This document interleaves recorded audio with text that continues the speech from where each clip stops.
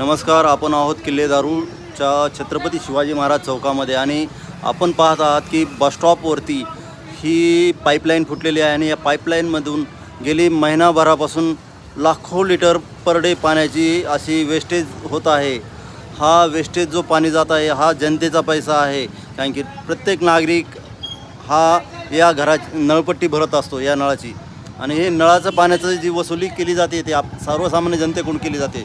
त्यामुळे नगरपालिकेनं जर अशा प्रकारच्या पाण्याची नासाडी होत असताना इतक्या दिवसापासून जर बघत असतील डोळे झाकून, तर हे जनतेनं डोळे उघडून बघायला पाहिजे की शहरामध्ये पाण्याची किती नासाडी होत आहे, की या पाण्याच्या नळाच्या पाण्याकडे दुरुस्तीकडे का लक्ष दिलं जात नाही आहे. अक्षरशः डेली असे हे ॲटो पॉईंटला पाहू शकता की ॲटो पॉईंटला या ठिकाणी गाड्या धुतल्या जातात दिवसभर, आणि आपण पाहता समोर किराणा दुकान आहे आणि किराणा दुकानाच्या बाजूलाच समोर एक नवीन झालेला रोड आहे आणि रोडच्या खालूनसुद्धा अक्षरशः मोठा लट पाईपचा असा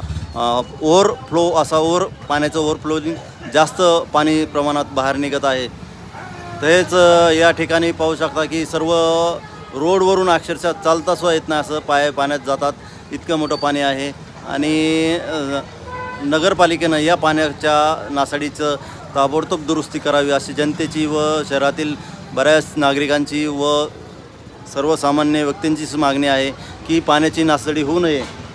या नासाडीकडे ही पाण्याची नासाडी ताबडतोब बंद करण्यात यावी व संबंधित पाणी पुरवठा विभागास सांगून हे होणारं नुकसान जनतेचं बंद करण्यात यावं व नगरपालिकेनं स्वतः डोळे उघडून पाण्याची होत असलेली नासाडी पाहावी. त्यांना हे दिसत नाही का की इतक्या दिवसापासून इथून पाण्याची पाईपलाईन फुटलेली आहे व पाणी वेस्टेज जात आहे.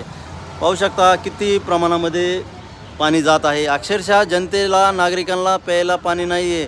कित्येक वेळेस पाण्याचे प्रॉब्लेम शहरामध्ये आहेत. पाईपलाईनची मोटर जळते, 15-15 दिवस पाणी येत नाही व विकत घ्यावं लागतं. अक्षरशः कित्येक टँकर दारू शहरामध्ये चालतात. अक्षरशः प्यायला पाणी नाही आहे.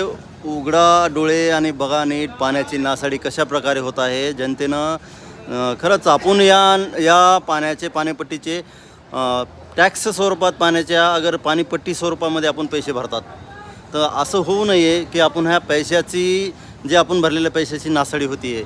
खरं तर नगरपालिकेच्या कर्मचाऱ्याला दिसायला पाहिजे, अगर संबंधित पाणी पुरवठा विभागाला दिसायला पाहिजे की शहरातून या पाईपलाईनद्वारे किती लाखो लिटर पाणी जात आहे.